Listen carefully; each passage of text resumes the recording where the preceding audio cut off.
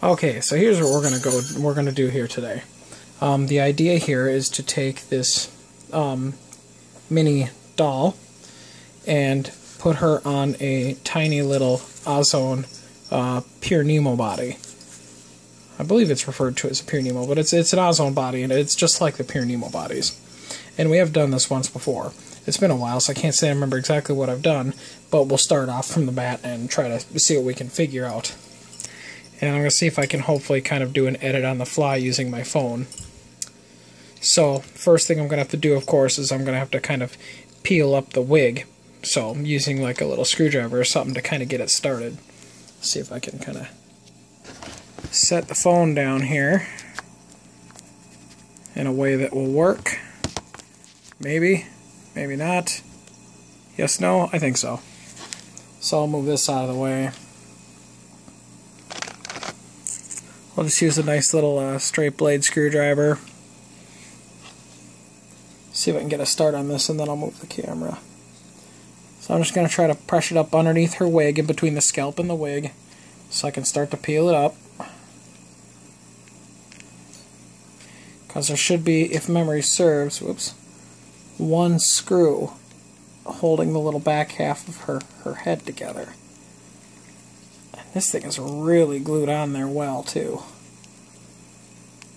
Oh, I think the last one I did wasn't quite that well glued on there.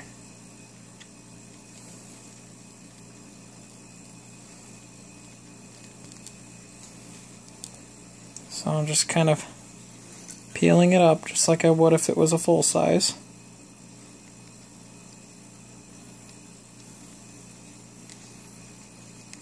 Boy, they weren't messing around when they glued this thing on there. That is for sure.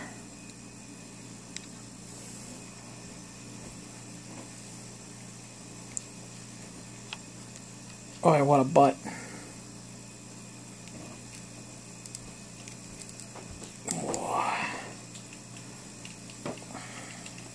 Are you making a video right now? Mm-hmm. Boy, that is an absolute nightmare.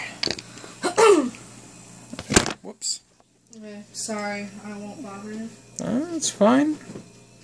Alright, so I'm going to work around that. I'll pause this video for a second here and see if I can work around it a little easier instead of making the video so lengthy. Okay, so it didn't take too much more here, but I was basically able to pull the scalp away enough that I can access the little screw hole.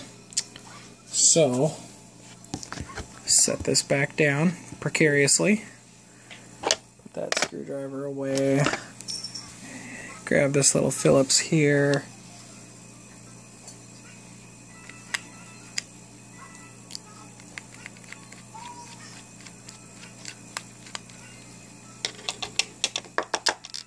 There we go, there's the little screw. So, should be able to pop our little noodle apart. Let me try maybe a little skinny little screwdriver here and go right at the base. And I'm just going to kind of wiggle it open there.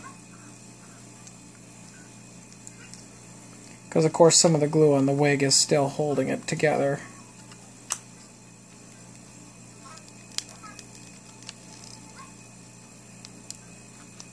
Oh. Yeah, that glue is still fighting me, that's for sure. Fucking. God damn it, you stupid monkey. They literally just poured the glue on this little thing. I could just kind of peel some of it back here.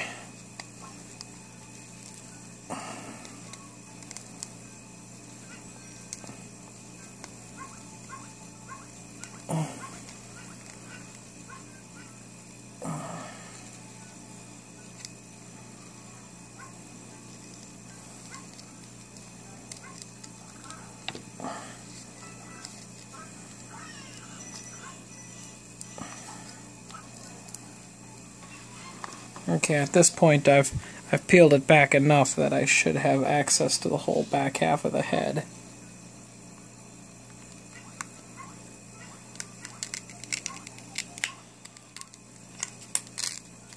There we go.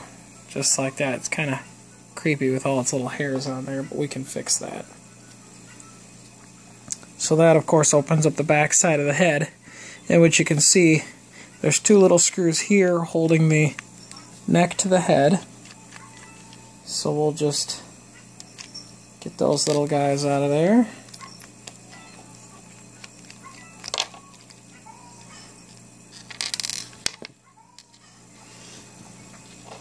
And that accesses what's actually a relatively simple little ball and socket setup where it fits together. You always got to be careful because these bodies do break really easily. So, with that accessible, then I can kind of take a look and see what it's going to kind of take to size up to make this little guy fit together. And if memory serves, I seem to recall now, what I did on the last one was I just basically made a little notch right in the middle of this little guy here with the Dremel tool to accept the peg. Yeah, that does ring a bell. So let's see if we can make a tiny notch in that and kind of go from there. Of course, there's any number of ways you can make a notch, and luckily it's not very much plastic at all, so even just a small file will do the trick. But me, I just use this because it's easy.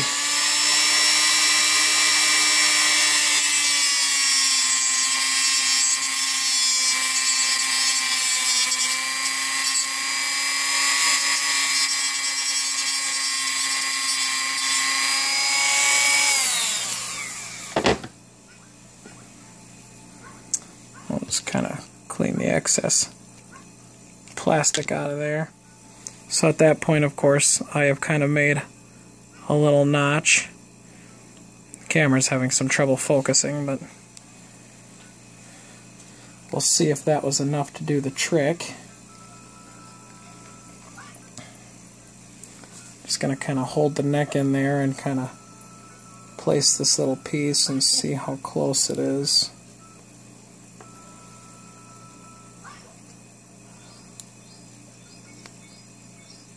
Well, apparently her neck peg comes out of her body really easily. Good to know, I suppose. That's something I just found out now. Let's see here.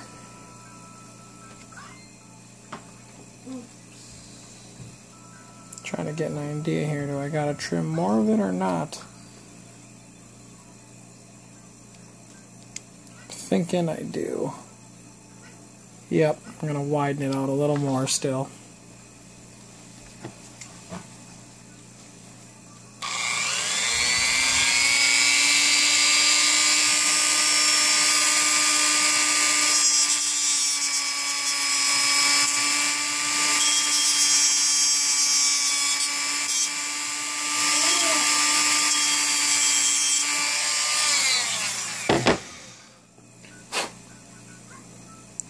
There we go, once again, see we've basically made this little notch in there that wasn't there before.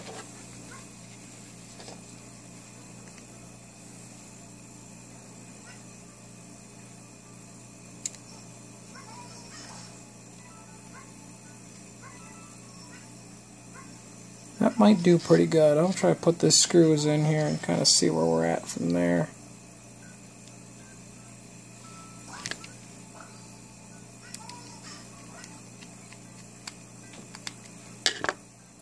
Start the first one.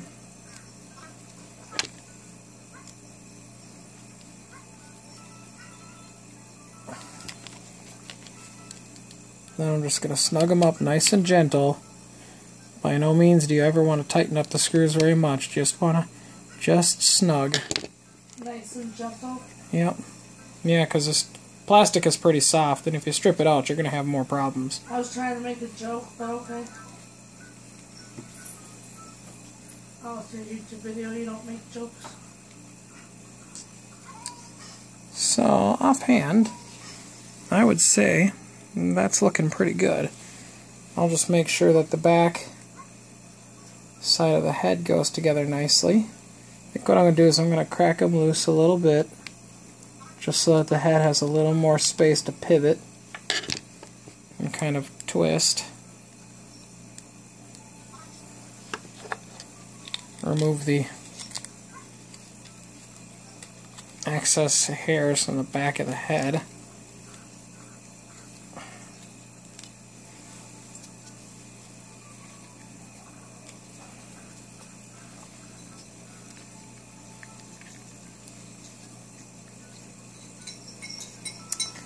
There we go, little screw there.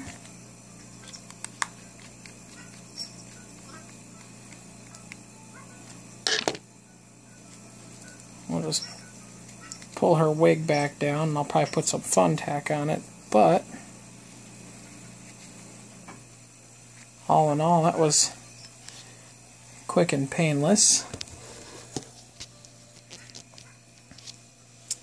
So thus now we have our simple conversion that I would say looks reasonably nice.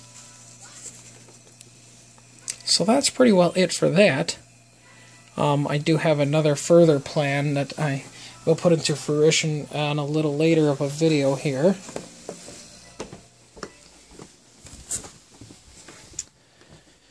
Because I did pick up a body to experiment with because it happened to be fairly cheap. It definitely is a bit of a darker skin tone than I had hoped. To put into perspective here,